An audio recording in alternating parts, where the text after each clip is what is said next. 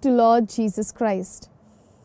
I welcome you all again to a new session of Catechism for Class 7.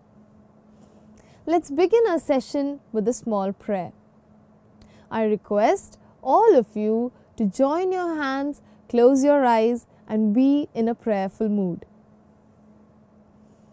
Heavenly Father, we come before you for a new session of catechism learning.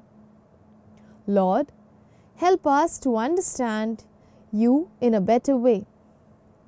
Allow us to know how we can be good Christians and set an example to others. May your Holy Spirit be our guide and a companion throughout our life.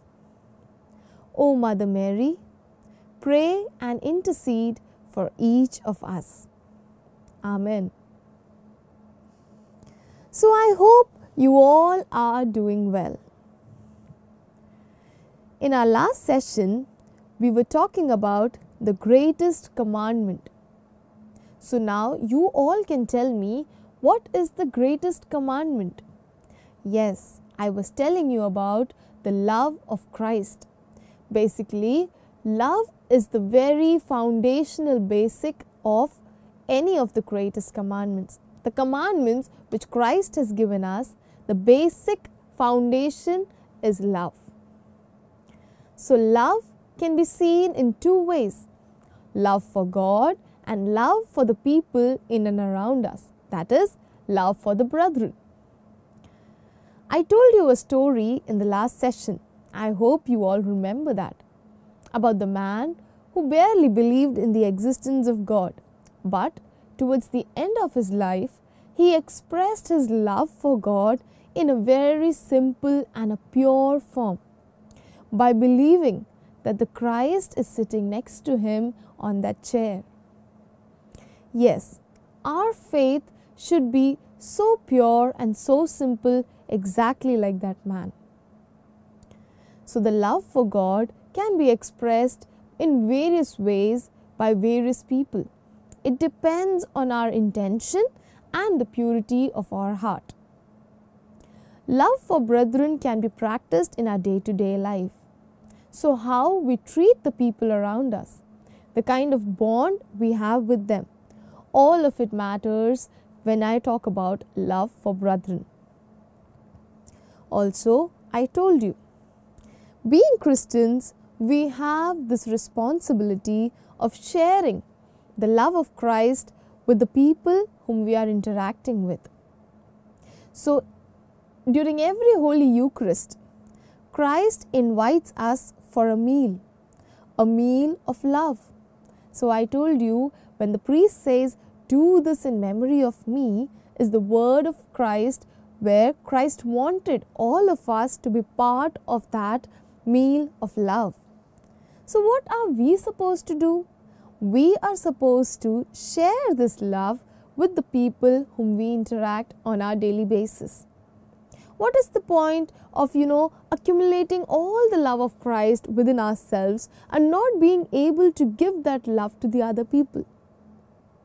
So being Christians, we have this responsibility that we show Christ to the other people and the love of Christ.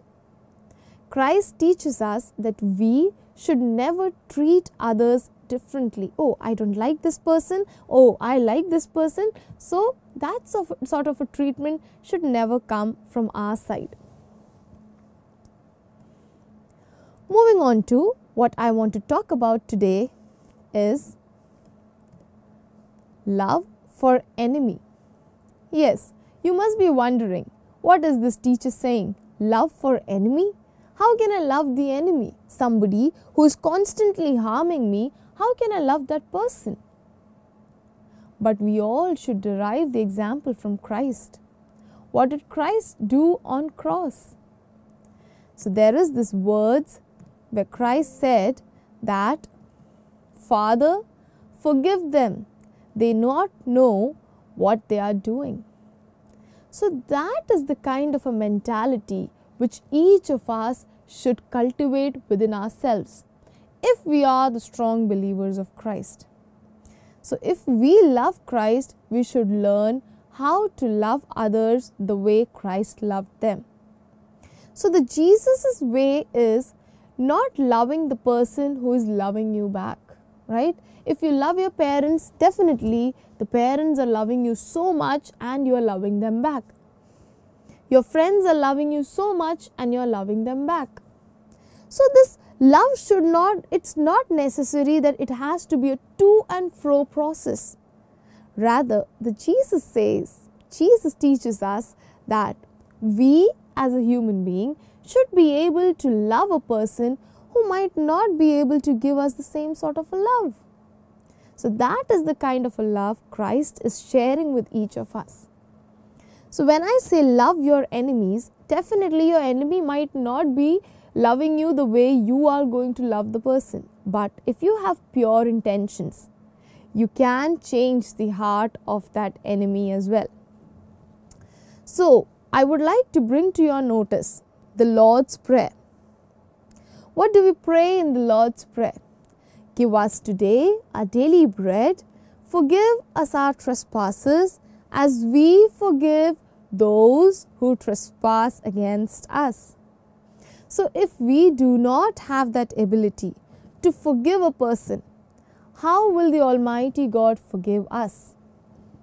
So always keep this in mind. If you want to be forgiven by the Father, by Lord, then you should cultivate the capability and the ability to forgive those who somewhere hurt you in various forms. Christ teaches us that suppose if somebody strike you on one of your cheek, instead of going and giving another one on his cheek, you should be humble enough, graceful enough to show the person your other cheek as well. I don't know if any of us really do that, but this is what Christ teaches us, and we have this responsibility to be the true followers of Christ. When it comes to new commandment, the new commandment very clearly says, love your God, love your brethren. Probably loving God is much more easier, because through our simple acts, through our simple ways, we can express our love for God. But when living in a society, we have to be careful with our brethren. We should not get involved into such practices where we completely destroy the bond we have with the community, with the people around us. So the constant attempt should be to be those humble, gentle citizens who are liked by most of the people around. We have this responsibility to show Christ through ourselves to others. So basically, your textbook also shows 14 deeds of mercy, out of which 7 are physical and 7 are spiritual. So when I say 7 physical deeds of mercy, it's very simple. When I say physical needs, it can be food, clothes, stationery. Suppose you are in your classroom and your friend forgets his or her pencil. You have one extra pencil, but somewhere you are in thoughts that whether I should lend my pencil to this person or whether I should keep it to myself. Being a Christian, being a true follower of Christ, that thought should never come to your mind. You should be spontaneous and quick enough to help the other person. And when you get involved into such practices, the other person might ask you, are you a Christian? There you are successful in your life. There you are witnessing Christ. When it comes to 7 spiritual acts of mercy, you would see talking to somebody, helping out somebody through talks, or maybe someone who is not interested in going to church or for attending Holy Mass, you somewhere convince this person to come to church, to attend Holy Mass, to receive Holy Communion. These are the deeds where you are helping a human being in growing spiritually. So you are allowing this person to grow very calmly in a very spiritual manner. So this is very important. Being a Christian, you also have this responsibility to bring your brethren and the people around you to help them to grow spiritually as well.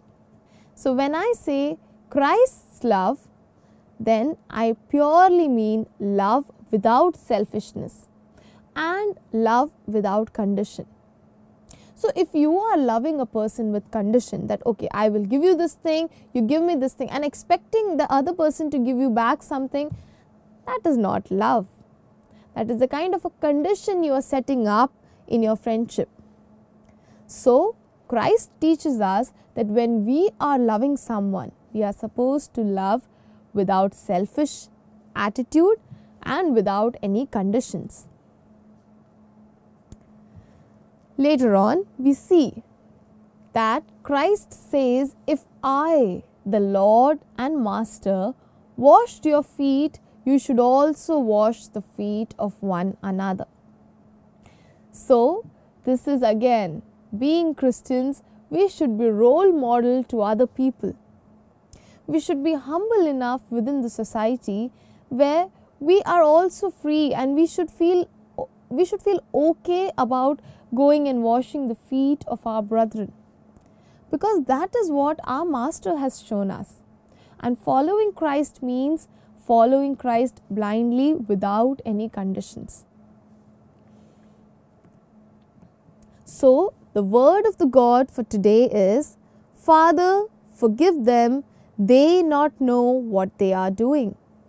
By remembering this word of God, you can always keep yourself in a conscious manner where you can keep yourself thinking. You can think that, all right, my Father, even at the, on the cross, He was willing to forgive those people who did so much of harm to Him.